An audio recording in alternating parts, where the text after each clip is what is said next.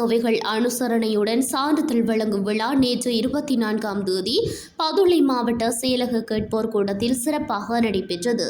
இந்நிகழ்வில் அறிவிப்பு, தமிழ் மற்றும் சிங்கள பாரம்பரிய நடனங்கள், நாடகம் உள்ளிட்ட பல்துறை திறமையாளர்கள் அடையாளம் காணப்பட்டு அவர்களை ஊக்குவிக்கும் நோக்கில் சான்றிதழ்கள் வழங்கி கௌரவிக்கப்பட்டனர். மேலும் 2 நாள் அறிவிப்புத்துறை பயிற்சி பட்டறையில் பங்கேற்று சிறப்பாக பயிற்சியை நிறைவு செய்தவர்களுக்கும் சான்றிதழ்கள் வழங்கப்பட்டன. இந்நிகழ்வில் பிரதம விருந்தினராக தினிது சமன் ஹென்னாயக்க கலந்து கொண்டார். மேலும் சிறப்பு விருந்தினராக அனுஷா கோகுல பங்கேற்றார். அத்துடன் தேசிய இளைஞர் சேவைகள் மன்றம், உவா மாகாண பணிப்பாளர் ஜெனத் லியனகே உள்ளிட்ட பலர் நிகழ்வில் கலந்து கொண்டனர். நிகழ்வு கலை நிகழ்ச்சிகளுடன் சிறப்பாக நடைபெற்றமை குறிப்பிடத்தக்கது.